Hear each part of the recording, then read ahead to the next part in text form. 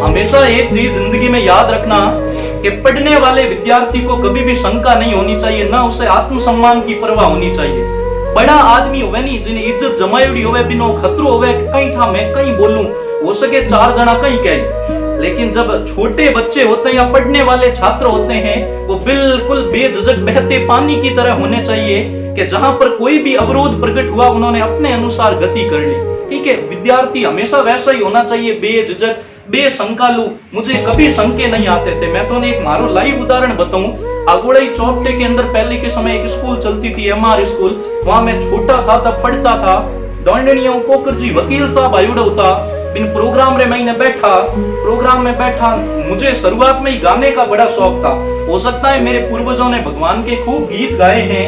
हम जिस कम्युनिटी से आते हैं उनका काम शुरुआत में सिर्फ भगवान का भजन करना रहा। आनुवंशिकता व्यक्ति में कभी नहीं जाती। धार्मिक बात कभी भी मुझसे सुनोगे, जो मन अगर कोई पूछे मैं हिस्ट्री और कला संस्कृति पढ़ाता हूँ, आपको सबसे अच्छा पोर्शन कौन सा लगता है, तो मैं सीधो कहूँ मुझे संत संप्रदाय पढ़ाने का मौका दिया जाए, मुझे लोक देवता पढ़ाने का मौका दिया जाए, लोक देवियां पढ़ाने का मौका दिया जाए।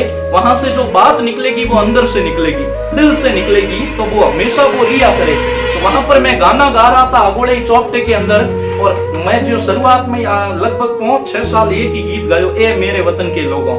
मैंने है क्या था हम बंद कर दे, लेकिन नहीं मैं गा तो कोई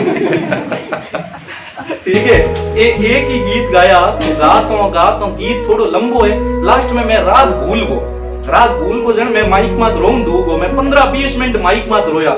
मैं कहता हूं मेरे जीवन का परिवर्तन वाला क्षण वही था।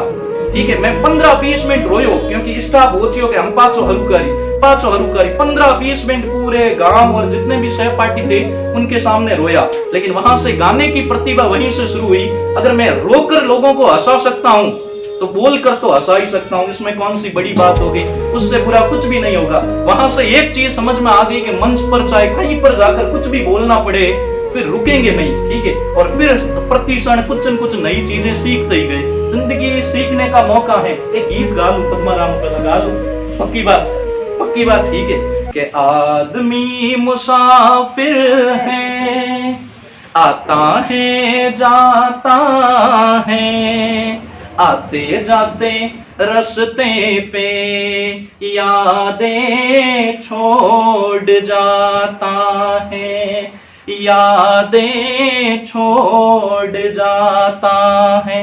जिंदगी में सिर्फ यादें रहती हैं, बाकी कुछ भी नहीं।